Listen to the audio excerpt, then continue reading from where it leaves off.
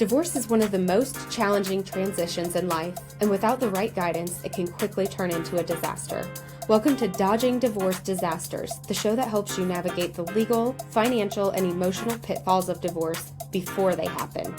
Each episode, we sit down with top professionals in the divorce community to hear real-life war stories, cautionary tales from the trenches of divorce. But we won't just leave you with the horror stories. Our experts will break down exactly what went wrong and, more importantly, how you can avoid making the same mistakes.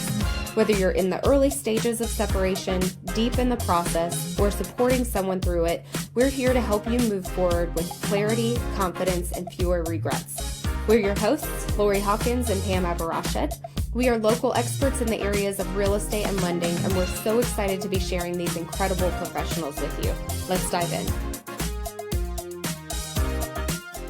I am so excited today because Pam and I are kind of doing things a little bit differently today.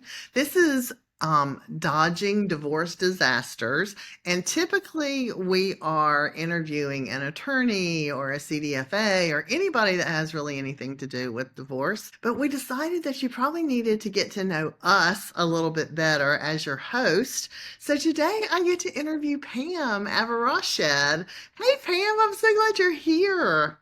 Hi, me too. Now, okay, we are just going to jump right into this because there are so many good things that I can say about you that I want to make sure I have enough time to get it all in. So, right off the bat, you are a CDLP, which means you do divorce lending. Is that correct? Yes. Okay. Yeah. Okay. Now, do you want to tell us a little bit like what brought you to that? Like the lending part and the divorce lending part. Yeah, so I am a mortgage lender, so I can help anybody. Unlike you, I don't only do divorce lending. So Right. I will help anybody who wants to buy a house, just generally speaking. But around a year or so into my career with lending, I started seeing that there was a huge need for people who are going through a divorce, whether they're, refinancing or one person wants to stay in the house, one person wants to buy another house. There was just a huge need. A lot of people were coming to me who had been through a divorce, and I saw that they were kind of a little bit too late on some things, with regards to alimony or child support or things like that. Or they just had been through the ringer trying to get a mortgage and they had already been through the divorce. So I found out that there was this certification. CDLP stands for Certified Divorce Lending Professional. So I went and got that training and have been doing divorce lending for maybe 8 or 9 years now. And I really love it. It's way more work than a regular mortgage and a lot more questions to answer and working with the divorce attorneys and stuff like that. But it's very rewarding because I know I'm doing something really important for those divorcing clients. So I enjoy it. Yeah. Okay, I'm going to just brag on you a little bit All right. because you are so knowledgeable when it comes to any type of lending. I feel so um I feel so confident before I started doing divorce real estate. And I would send my buyers to you. In fact, I sent my daughter to you, right? To help her when she bought her first home. Because you have a way about you that you know the right thing for them to do. And you have a way of getting that across to people without being mean, but you help them to realize that you just have a confidence. I guess that's what I'm trying to say. You have a confidence in what you know. And the way you are able to present that to people is great, which makes you do divorce lending even better because people that are going through a divorce need that guidance. Do you agree? Yeah, and thank you. I really appreciate you saying that because it is important to know what you're talking about, and mortgages always have, some gray area or some type of issue that you have to figure out how to get around. But I do really pride myself. We always say on any bios that we share together, we're turning no's into yeses because Hmm. a lot of times somebody going through a divorce has been told no at least once by another lender. And I love being able to navigate those issues that they ran into and help them get a yes, whether it's refinancing their spouse off the marital home or buying a house in the future. A lot of times, the majority of my clients are women who have gone through a divorce and were stay at home moms. So other lenders are like, you haven't worked in 20 years, no way you can't get a mortgage. And that's not true. You can get a mortgage even if you haven't worked in that long. So I love being able to give them that confidence and help them get a mortgage, whether it's refinancing their home or buying a new one. And on top of that, they haven't done that by themselves ever most of the time. They've never bought a house, they've never gotten financing on their own. Right. So I really love empowering women and men, but most of the time my clients again are women. So thank you for saying that. I appreciate it. Well, and you only get high praises, not only from your clients, but every family law attorney that I work with personally, if I mention your name, which you are the first person, you're the first person that comes out of my mouth when I'm speaking. If I'm meeting a new family law attorney or having lunch with a family law attorney, I'm always like, now you know Pam Abirached, right? And if they do know you, they're like, oh my gosh, yes, I love Pam. I send so many clients to her because you are able. And I'm going to tell you the thing that I really love the most. I call you the queen of spreadsheets all the time, right? Because you do love you a good Mhm. spreadsheet. But the thing that I love and I trust about you is you do not push someone to buy a home if you do not feel like it is in their best interest to buy it. And that's why I love the spreadsheets because it's not just right now. You look at it, okay, you might be able to do it right now, but what about 5 years down the road, 10 years down the road? Can you get into that a little bit more, kind of like the process and what you do? Yeah, absolutely. My favorite story to share, this is not a divorce disaster, but my favorite story to share in regards to what you were just talking about not pushing people into doing something. Um, yes, I will not push them if it doesn't make sense for them, but I will also look at, does this goal that you have make sense right now? Like whether I want it or not, does it even make sense for you? I had a couple came to me and I don't remember if they were doing collaborative real estate or sorry, collaborative divorce or not, but she even told me, the wife told me, we are so amicable that we are not coming to any any good decisions because it's like, well, you can have this. Oh no, you have this. And the long and short of it is the husband had moved out of the house. They had built a home in one of the older neighborhoods around here that kind of was rebuilt, and these little shanty shacks had turned into mansions and the values had appreciated a ton. So they built a home. Husband had moved out. They had kids. The wife didn't work for a while they had kids, and she had been going to school and getting a degree. This degree, she was pretty much guaranteed to have a job once she finished. And the husband had been drawing money from his retirement accounts and almost had them depleted at this point, which Mm, meant tax penalties. And, you know, that's not a great plan yeah. long term anyway.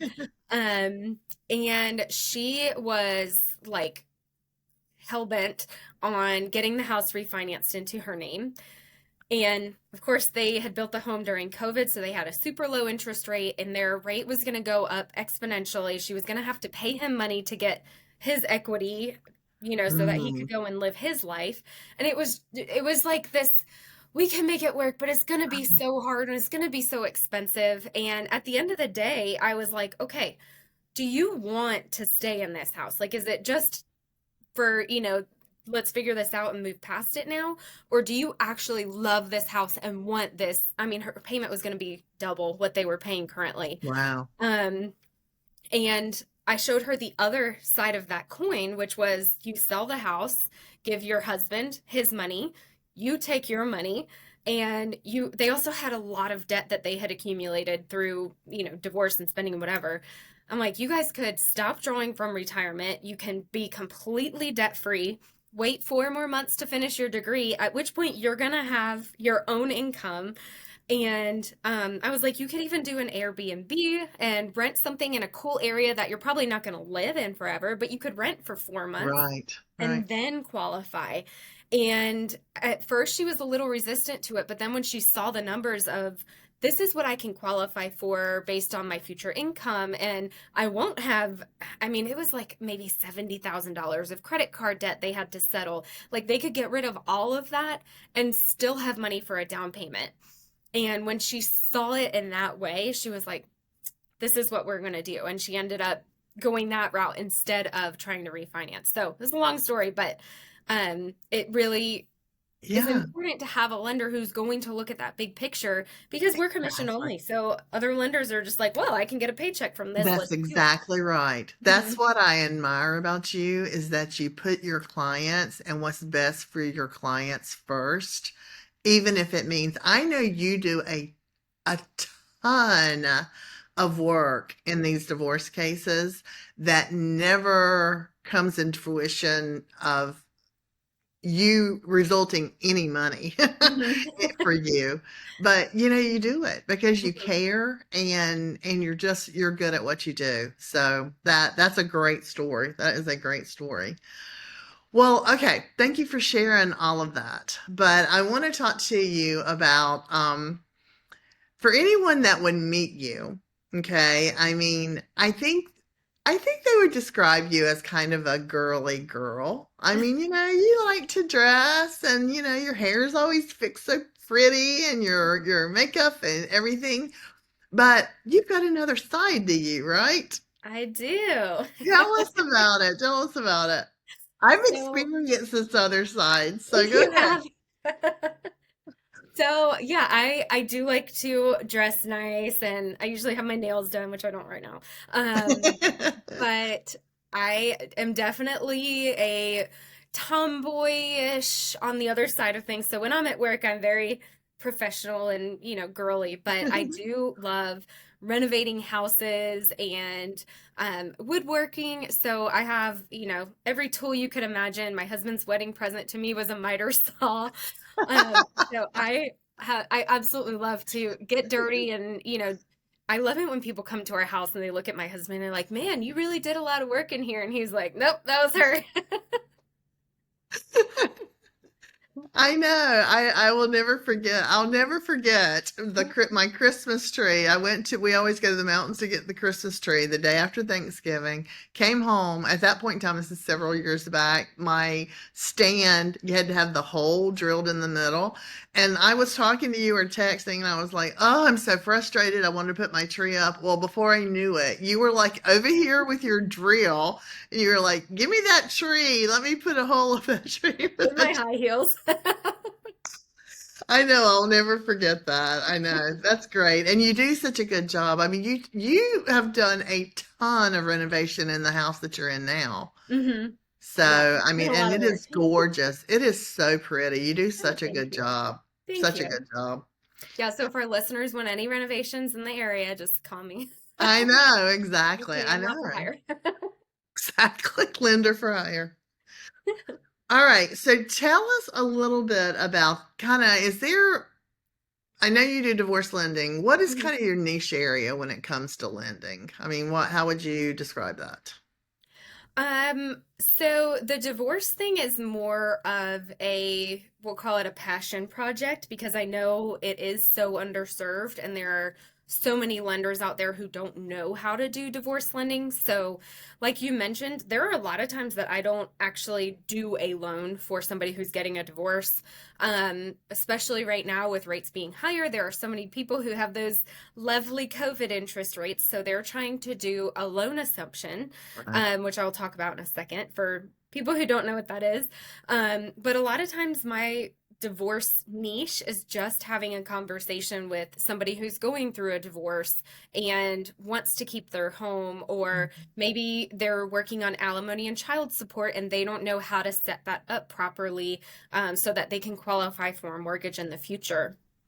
So, a loan assumption is where you can assume or take over the existing mortgage. So it's not a refinance, but you are taking the mortgage, which may for this example, maybe it's in the husband and wife's name, both spouses, and then the wife wants to stay in the home. She can assume the mortgage, take over the existing balance, interest rate, payment, all of that, but it'll be just in her name instead of her and her spouse's name. And that's a really great option because you get to keep your interest rate. So it depends on the type of loan that you have. And some loans you have to just call your loan servicer and see if they'll allow it. If you are listening and this is something you want to do, make sure you tell the servicer who you make your mortgage payments to that you are going through a divorce. If you don't say that, then they might be like, no, your loan's not assumable. But some loans are only assumable in the case of a divorce. So that's really Okay. good advice if you Yeah. are wanting to do Now, do they still have to be able to qualify? Good Or is, question. yeah. There technically are two types of assumptions. One is where you do qualify for the mortgage. The other one, you don't have to qualify. But honestly, I have not actually experienced anybody going through divorce who does not have to qualify. So No. you do want to make sure that you are able to qualify for a mortgage. I mean, by all means, ask if they can do the non-qualified assumption, but I have not experienced anybody actually doing that, which is a good thing. We want to make sure people qualify for that. Right, exactly, because the lender doesn't want to allow someone to take over if they can't Right. afford to do it. Okay, can you just talk very briefly about the Garn-St Germaine? Is that correct? Did I say that Yes. correct? Yeah. The Garn-St Garn-St Germaine Germaine Act. Act. Yeah, because this is something that a lot of people that are going through a divorce aren't aware of. That kind of help can be very beneficial in the divorce area. Yeah. So anytime you have a mortgage, you also have title to a home. So typically with a marital couple, both spouses may be on the mortgage and they are very likely both on the deed, even if there's only one person on the mortgage. With the Garn-St Germaine Act, let me rewind that. When both people are on the mortgage and on title, let's say again the wife is keeping the house, she's going to refinance the mortgage or assume the mortgage. She wants to take her husband off of title to the home. If she takes him off title to the home before doing something with the mortgage company can call the loan due and payable immediately, which means Mm, you have to pay off the existing mortgage balance if title has changed and you didn't talk to your mortgage company first. And that's whether there's a divorce, whether you could have a home with your sibling. And if you change title without letting the mortgage company know, you are then basically breaking the contract that you had with the lender. And they may, if they find out, tell you you have to pay off the balance right then and there. Now, the Garn-St. Germain Act can prevent that from happening in the cases of death and divorce. So I always like to throw the death part in there because it is good to know. But let's say you are going through a divorce, you've been awarded the home legally through the divorce. The Garn-St. Germain Act allows you to remove your departed spouse from title whether you've done anything with the mortgage or not. Because if you have been awarded the home through the divorce, it is now your legal property and you don't want your ex spouse to be part of that. So it allows you to remove them from title without the mortgage having to be paid off. The reason I mention it's also applicable in death is let's say you have parents who, own a home together and they have both passed away and you want to keep that house, you can change the title into your name. Again, if you'll have to provide, a death certificate and proof that mhm. it belongs to you now. But it allows you to keep the mortgage. Again, if you have a low interest rate on that loan or something, you can continue paying that mortgage, change the title over, and not get into any hot water. So it's a really good Right. loophole in there. Yeah, there are so many things I did not realize, and I guess I should have because I know there are a lot of things in divorce real estate that I know that a traditional realtor doesn't know.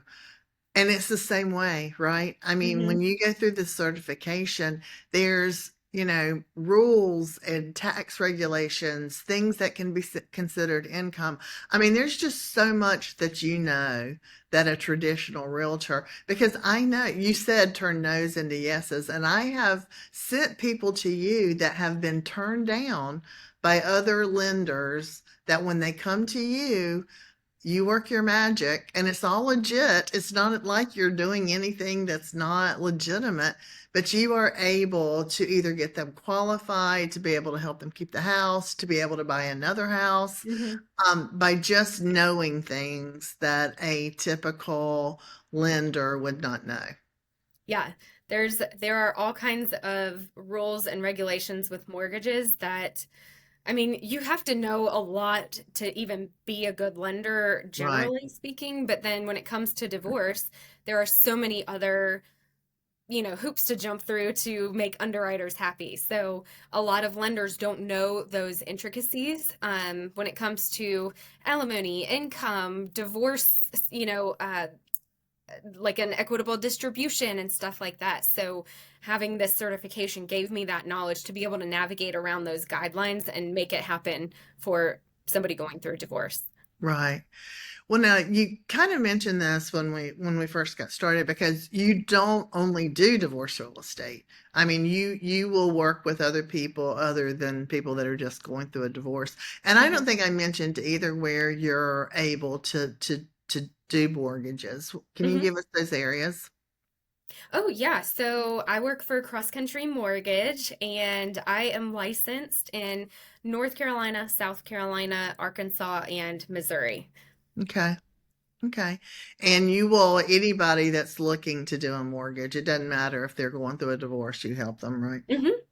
All right. All right. So what practical advice do you have for someone that is getting ready to go through a divorce as far as the mortgage end of it? What advice would you give? So I always love talking to somebody as early as possible through the process. If they've already talked to their attorney or gotten the separation agreement written up, that's super hard to navigate around sometimes because attorneys, I always say, they have like 10,000 pages of a law book that they have to memorize. And we have, we'll say 2,000 pages of, of mortgage guidelines, but like it is not an attorney's job to know mortgage guidelines, nor is it their job to know real estate rules. Right. So they might set up something thinking it's putting you into the best position possible, but they don't actually know that the way they set it up is going to shoot you in the foot when you go to get a mortgage. So even if you haven't talked to an attorney yet, I love being one of those first phone calls so that I can find out what are your goals, what's the kind of good footprint of your financial situation. And then I can give you some advice for when you do go into mediation or meet with your attorney, so that you can be armed with the information you need in order to achieve those goals. And you can call me back throughout the process. I don't charge an hourly fee. If you're going through a divorce, I am free to work with. I'm not charging you like a consultation fee or anything. So let me give you the knowledge you need to be able to get what you want, or I'll tell you if what you're asking for or hoping for is unrealistic or not likely to happen. Um, but that way, when you do go into these negotiations, you know what you need. Um, and also, again, somebody like Lori or somebody like me, we can give you that information you need before you go into a paid consultation with an attorney. So seek out the kind of orbital information Right. around your divorce. Look at a financial advisor, look at a real estate agent, look at a lender, and honestly, look at a divorce coach. Like, look at all of these other things before you go to your attorney consultation and pay all that money and then have to go consult with all of us and go back to the attorney.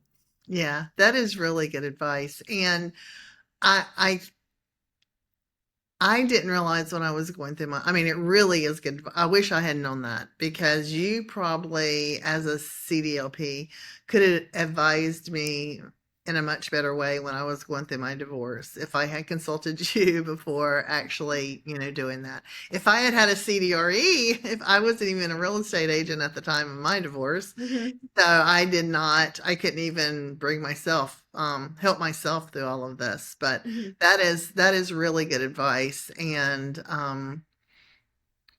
yeah, I'm glad you mentioned that. That is excellent. Well, what questions would you suggest someone asking a lender if they are, thinking of hiring a lender while going through well, or is this going through a divorce or just in general? I mean, either way, I can give questions whether you're specifically looking at just buying a house or shopping lenders, or a divorce. So I'll talk about divorce lending first. Okay. If you go to divorcelendingassociation.com, you can actually do a location search for a CDLP in your area. So I highly recommend if you are going through a divorce, find me or one of my counterparts because it will make a huge difference in what you qualify for or in what you're going to be able to do. Right. And if you, for some reason, don't have a CDLP in your area or you don't like to listen to good advice, at least check and see if the lender you're talking to is knowledgeable about divorce. How often do they help people who are going through a divorce and need this assistance? Um, ask, do you know how many months of alimony or child support I need to qualify? If they can't answer that, they're going to be useless to you. They need to know that answer right off the top of their head.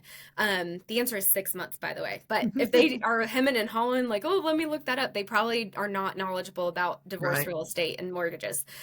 Um, for somebody generically looking, whether you're part of a divorce or not, my biggest piece of advice is you are not just shopping interest rates. The internet is all about shop interest rates, look for the lowest rate. That's the most important thing.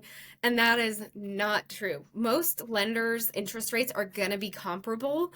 Um, and there's so much more value in somebody who is a local lender, not one of these big banks or working for a big spaceship, I like to call them, company. Because it's a big transaction. You want to make sure you have somebody who can hold your hand if you need it or who can answer your questions when they come up. You don't want to go through a phone tree and hit zero and ask for a representative, every single day. You want somebody who you can text and give a call to or send an email and get an answer pretty quickly. So biggest piece of advice for anybody is look at the actual person you're dealing with, not just the interest rates, because the interest rates aren't going to be that different, but your experience can make a world of a difference. That is so true. And something that I have actually learned from you is different lenders, organizations like Hmm. cross country versus a credit union or Wells Fargo.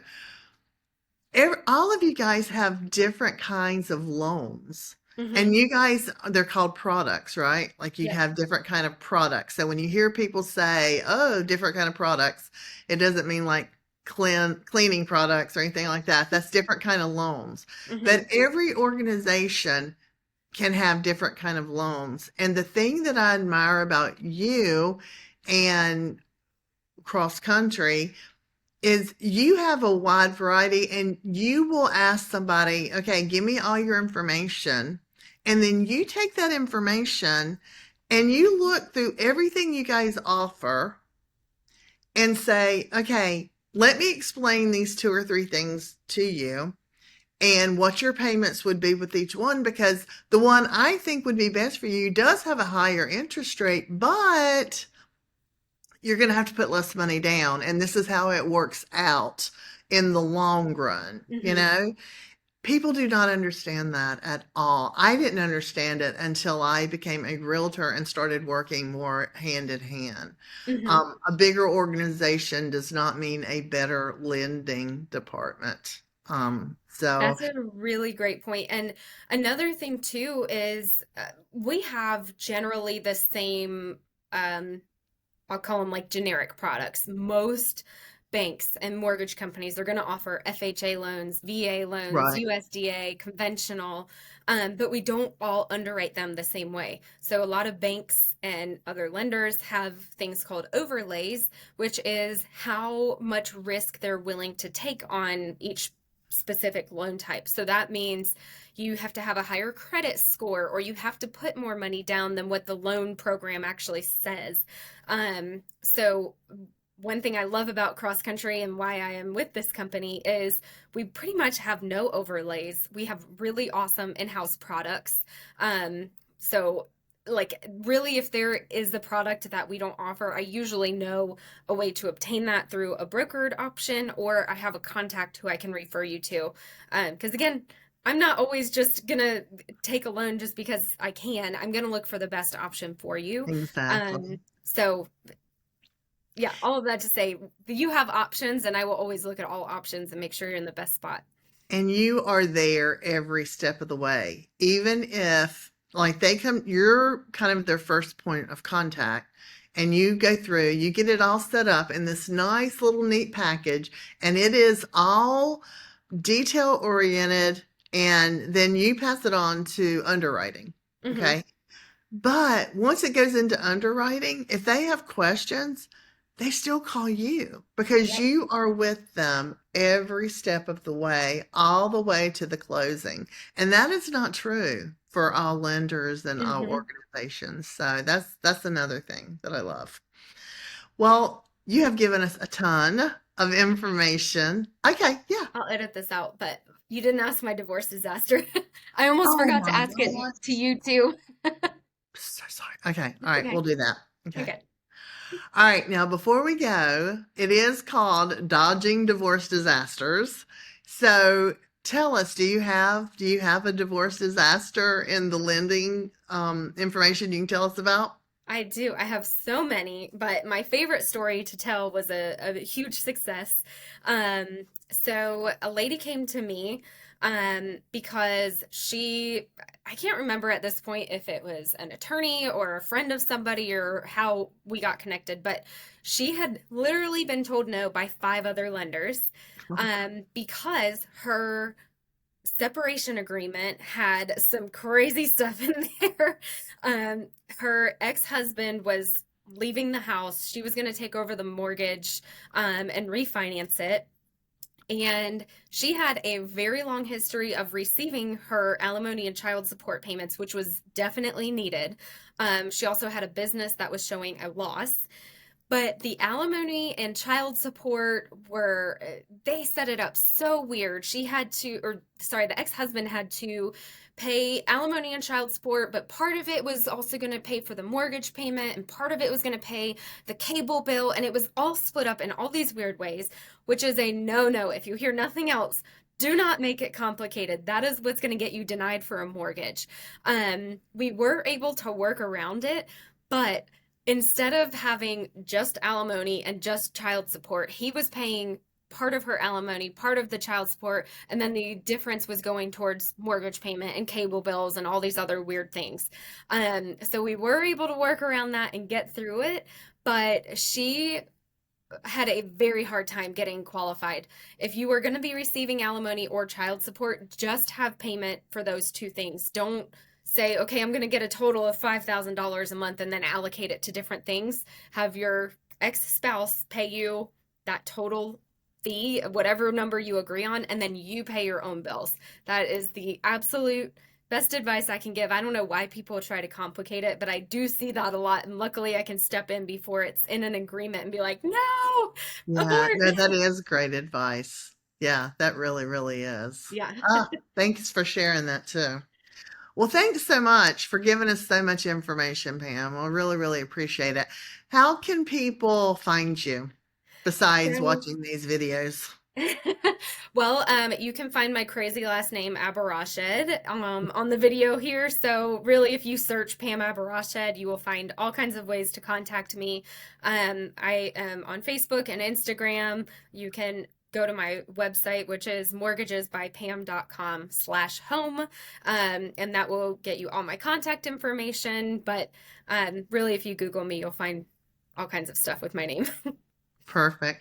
Well, thank you so much. It's been a pleasure talking to you and learning You all of this too. stuff. You're just a wealth of knowledge, and I appreciate our friendship and our professional relationship that we have, and I just appreciate you in general. So thanks so much.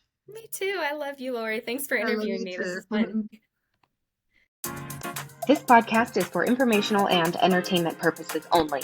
Information contained herein is not legal advice. If you need legal advice, please seek an attorney.